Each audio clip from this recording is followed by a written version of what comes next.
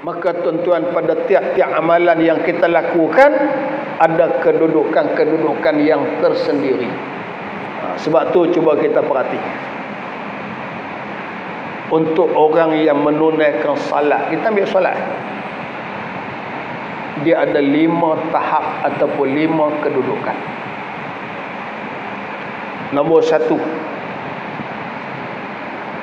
sembahyang tuan-tuan pada kedudukan orang yang jahil. Banyak dia sembahyang alhamdulillah tapi jahil. Maka bila dia sembahyang dalam keadaan jahil, dia buat banyak kesilapan, dan ada ketika kesilapan tu sampai ke peringkat membatalkan sembahyang. Tu saya selalu buat contoh, selalu sebut dengan tuan-tuan. Duduk di lebuh raya punya pederai laju, masuk waktu dia berhenti sembahyang, kita seronok tengok anak muda berhenti sembahyang. Tapi bila kita tengok dia sembahyang, Allah, kesian. Pasal apa? Dia pakai baju pendek, singkat. Dia pakai seluar cawat pendek. Dia berdiri okey, dia rokok boleh gagah, dia sujud, lorah celah punggung tu nampak sasah, kena ambil sejadah pergi sumbat. Apa jadi sembahyang dia? Tak sah. Tak sah, jelas-jelas tuan-tuan, perbuatan dia ni tidak menutup aurat, berlaku depan mata. Jadi juga depan mata kepala kita. Oleh kerana dia nak cepat, nak laju, sembahyangnya juga jadi laju. Sampai ke peringkat rokok, sujud, duduk antara dua sujud, dan i'tidal, tidak ada tamak-ninah. Inilah 4 tuan-tuan. 4 tempat yang kita wajib kena tamak-ninah. Sebab tu ada kitab.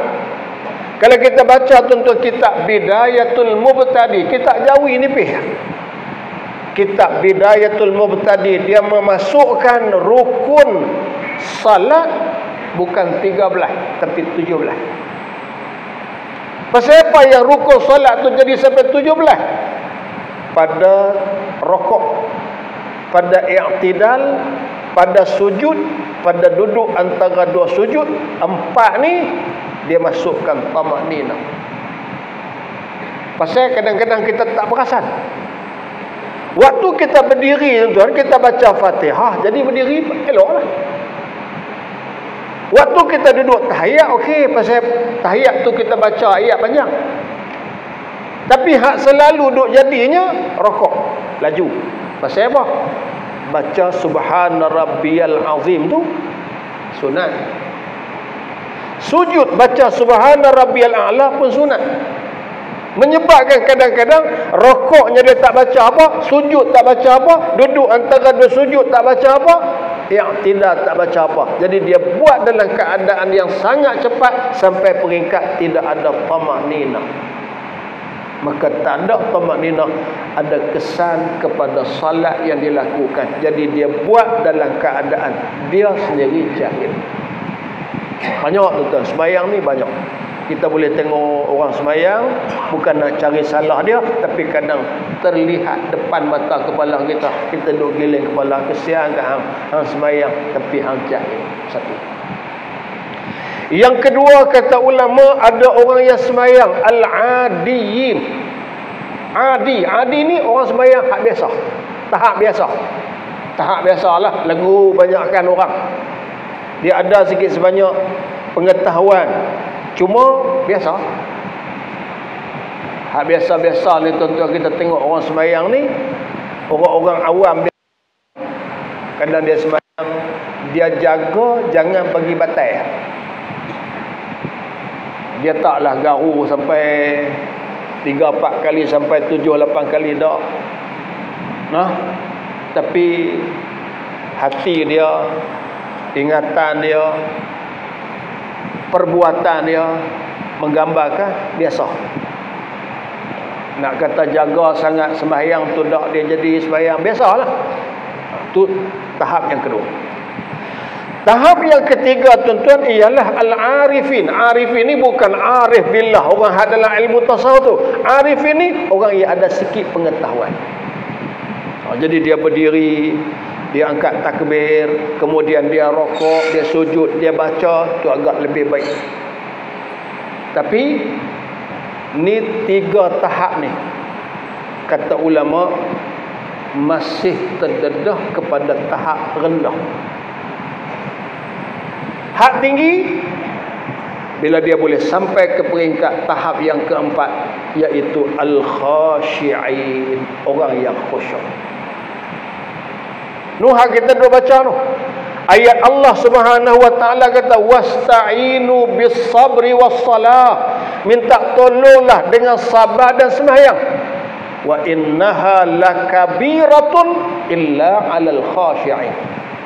Anak boleh sampai tuan-tuan tahap yang sembahyang khasyi'in. Khasyi'in tu duduk di tahap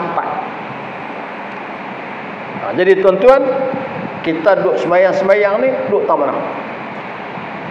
Saya ingat bukan jahil lah. InsyaAllah kita ada sikit sebanyak pengetahuan. Adi, orang biasa-biasa ke?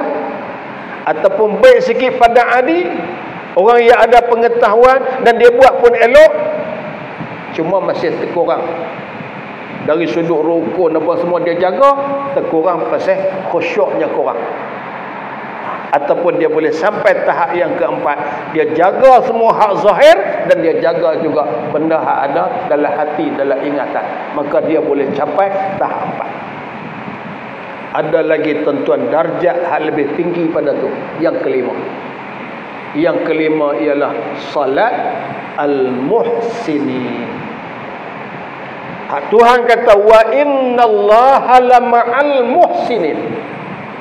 Allah Subhanahu wa taala bersama dengan orang-orang yang muhsin. Muhsinin ni tuan-tuan, dia jaga segenap sudut. Hak zahir dijaga, hak batinnya dijaga, luarnya dijaga, dalamnya dijaga. Maka dia boleh capai kedudukan salat pada tahap yang tertinggi yang dikenali dengan salat al-muhsinin. Jadi masing-masing kita boleh letak. Tu yang kata kita bicarakan ini untuk kita sendiri buat penilaian terhadap amal yang kita lakukan. Bukan kita nilai amal orang dah. Pasal kadang tentu ada orang mengaji ni dia nilai hak kawan.